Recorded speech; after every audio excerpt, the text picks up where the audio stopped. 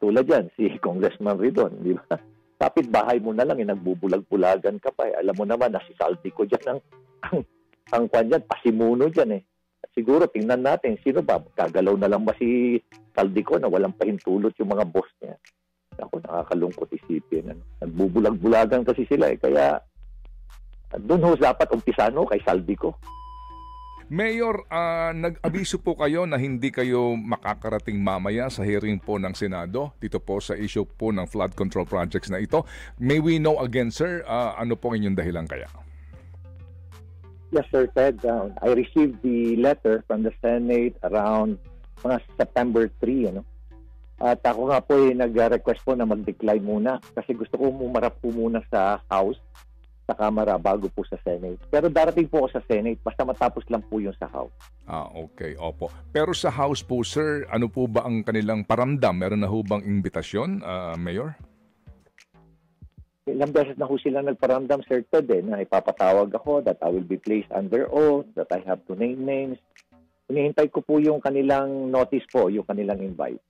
Okay. Sige po. But meantime po, sa ngayon, Mayor, no, na wala pa itong invite ng House and then ito pong independent commission na hinihintay natin, inyo bang nabasa na po yung balita na may sinabi si Presidente sa isang vlog interview niya na ang kanya raw pong napipisil na kukunin mga taong walang koneksyon ngayon sa gobyerno. 3 po daw ito, isang dating nasa hudikatura, isa pong investigador at isa pong forensic accountant. Ito ba inyo na nabalitaan, Mayor? Yes po, nabasa ko po yan sa pahayagan. At may mga nabanggit noong mga pangalan, katulad po si former Justice Harriet Demetrio, si Secretary Babe Singson, at tapos si Secretary De Jesus. Maganda po naman ang mga reputation ng mga taong to at patingin ko magbibigay ng credibility to sa commission. Opo.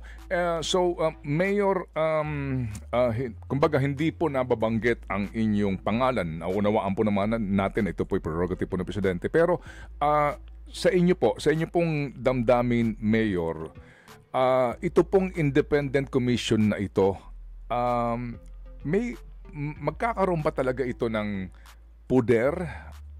Kumbaga, based on our experience dito po sa naging Truth Commission ng panahon ni Pangulong Aquino na declared ang constitutional po ng Supreme Court, kasi nga po yung mga poder nito ay gaya po ng poder ng ilang pong constitutional bodies gaya ng Ombudsman para sa subpoena powers, arrest powers, etc.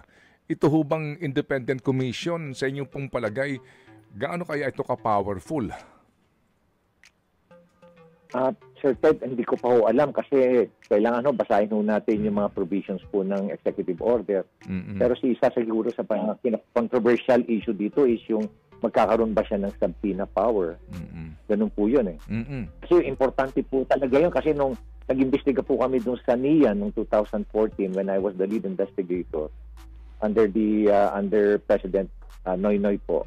Ang talagang naging malaking problema po namin yung subpoena powers namin. Kaya nga talagang gumawa kami ng panukala na dapat yung CIDJ magkaroon talaga ng subpoena powers. Opo. Nagkaroon ba ang CIDJ before ng subpoena powers po? Nagkaroon yata dun sa Kwan. May amendment na nabigyan siya ng subpoena powers yung CIDJ. Kaya kung sakasakali man na magamit po itong mga ahensya na ito, pwede na po na Kwan. Magbibigay lakas din po sa kakayahan ng komisyon. Oo nga po, so, inaabangan nga po ng marami ito pong executive order na ito, kung ano ba ang magiging detalye nito. Pero habang wala pa ito, Mayor, ano ba ang inyo pong kaisipan sa ngayon na may mga klaro na po na mga ghost projects na nabayaran, walang proyekto, at klaro na po lahat ng mga dokumento, etc., para po doon sa pagpapanagot sa mga responsable dito.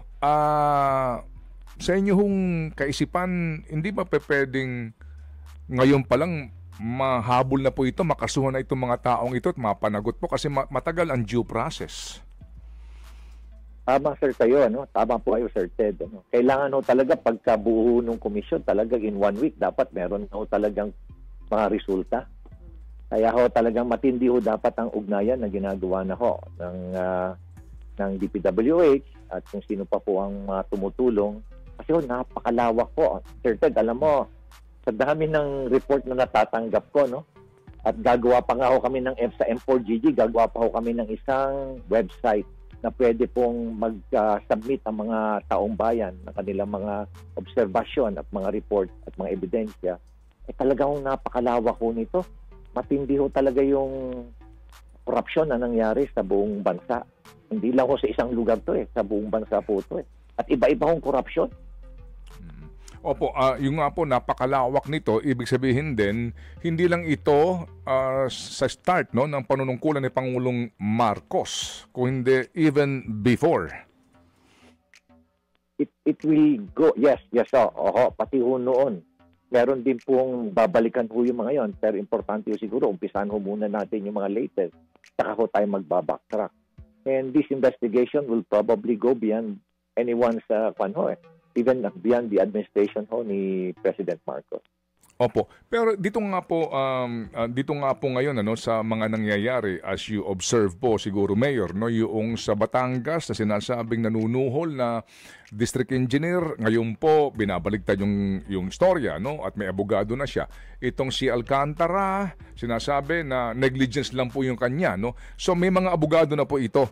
So sa ngayon po Mayor na meron pong mga klaro na nga na mga patunay, kailangan ba bang hintayin yung pagbubuo ng independent commission o ngayon po ba anong government agency ang dapat ngayon pa lang po sinimulan na ito pong pag-establish probable cause dito and eventually nga pagsasampaho ng kaukulang demanda sa proper court?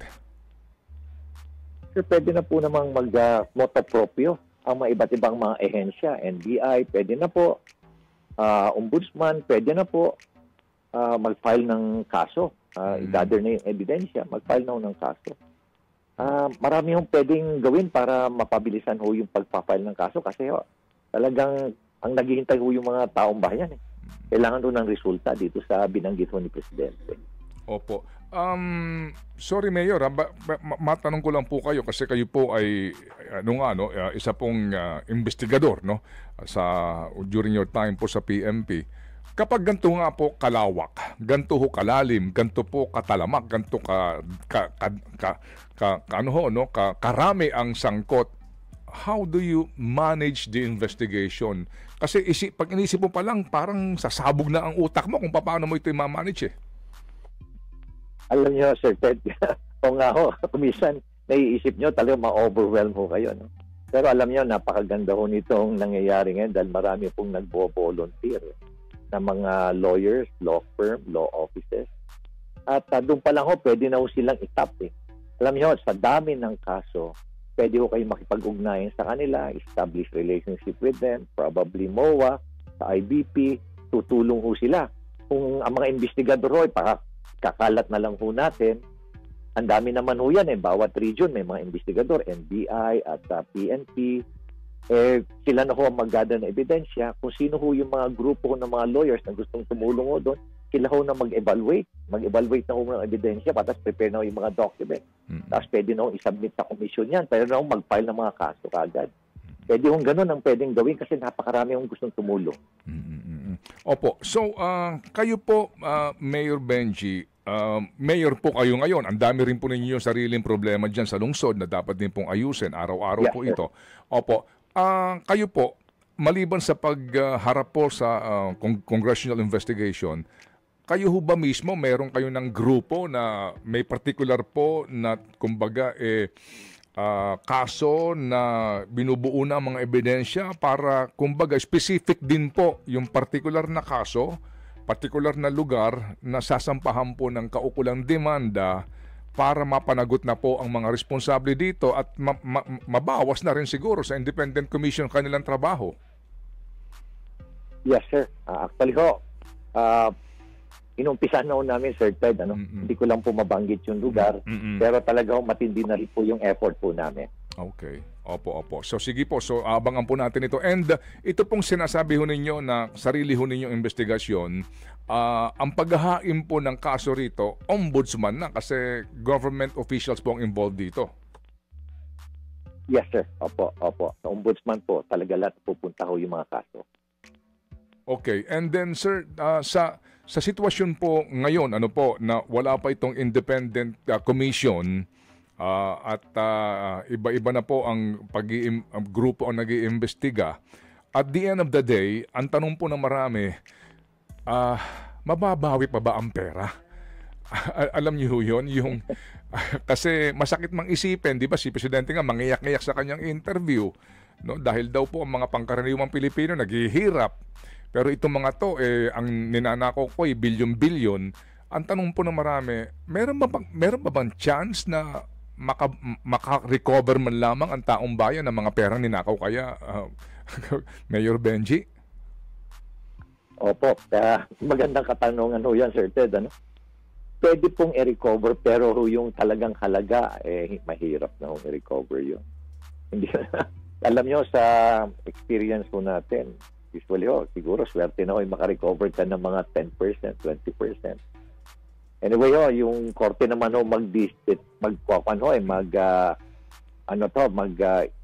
stipulate kung magkano yung babayaran. Pero napakahirap po talagang i-recover yan. At kuminsan symbolic na lang yung babayaran. Ganun yung nangyayari. Mayor Benji, yan pong kaso na yan is separate doon sa criminal case. Yung bang forfeiture case kung tawagin will be a separate civil suit ba ho yan? Can you enlighten us, Attorney Mayor Benji? Hindi, Sir Ted, hindi po ako abogado. Ay, sorry po. Investigador lang po ako. Opo. Investigator Mayor Benji, opo. Yes, sir. Opo. Usually po, ganun ho yun Nagsasama ho yun, yung kaso na yun. In fact, napakahirap po i-prove yung plunder, kaya siguro pinakamagandang kaso na i-file natin is malversation, yung non-bailable. Pwede ho yun Opo. Kaya yun po yung nakikita pa. Tapos kasama na ho yun yung civil case ho na yun for future. Opo.